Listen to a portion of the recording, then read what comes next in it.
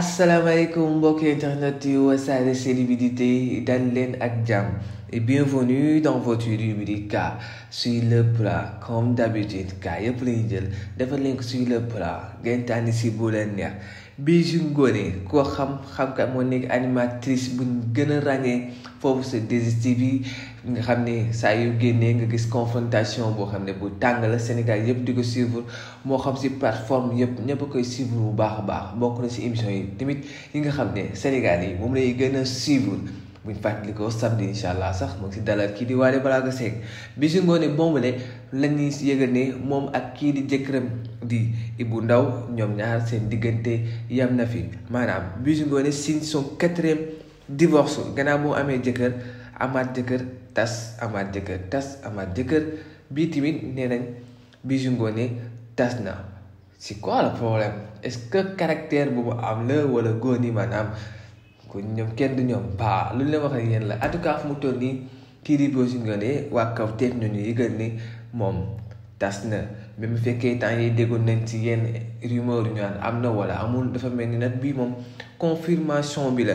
en tout cas gisoon nañ ñoom ñaar seen complicité bi nga xam ne amoon nañ ko des fois sax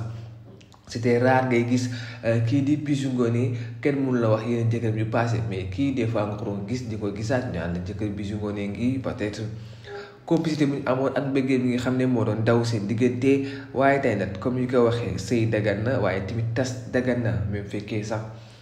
yàlla lu mu sàkk yëpp maanaam même fi kat dagan na lay sax neexu ko donc d'une part en tout cas métti na bu baax a baax waaye képp ko nga xam ne rek fan si Bijoux Ngone xam naa ni métti na la tamit waaye kenn mu si dara en tout cas comme ni ko Kawtef waxee l'animatrice phare de l'émission Confrontation sur la 2STV a mis fin à son mariage avec Ibou Ndaw après 3 ans de vie commune. Selon les informations, il s'agit d'une quatrième divorce de l'animatrice. La raison de leur séparation n'a pas été relevée pour le moment. Ba léegi kenn xamagul lan moo waral ñoom ñaar ñi daal di tas en tout cas loolu moom xam naa ne di ko mos a xam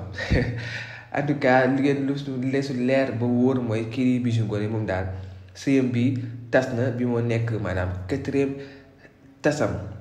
ñu koy ñaan rek encore une fois peut-être bi pas dina dal si keneen ku gën a baax ñu fi romb ñëpp wala ku gën si moom en tout cas ñoo ngi koy ñaanal bu baax a baax keneen ki nga xam ne nii mbokk Bijoux Ngone la muy kii di Wally balaa seck moom tamit temps yi gars yi ngay classe bu méttee métti si gannaaw bu mu jógee fële si Dôme de Paris sol na benn yére bi nga xam ne ñu bëri jàppoon nañ ni peut-être yére bu mu sol dafa xaw a efféminé torop ba tey nag am na beneen xale bu jigéen bu nga xam ne génne na moom tamit benn modèle bi nga xam ne wala benn yëre bi nga xam ne ñoom ñaar ñoo bokk même couleur même design donc Wally balaa seck moom la sol si kaw seen xale bu jigéen bi daal di koy sol moom tamit taxaw toog si benn restaurant maanaam moom tamit daal di génne naan Wally sama yëre bi nga sol donc ñu bëri jàpp ne peut-être Wally lu mu sol ak xale bu jigéen mu sol même chose yëre jigéen la ñu bëri tamit di commencé waat di si clashaat bu baax a baax. toujours Wally balaa seck mbokk internet yu Wassare célébrités liñ la indoon tey seen biir rubrique sur le plat comme d'habitude kaa yëpp lañuy jël defal leen ko sur le plat ngeen tànn si bu leen neex avec votre frère Notre. Ciao, n'oubliez pas de vous abonner sur Wassare célébrités.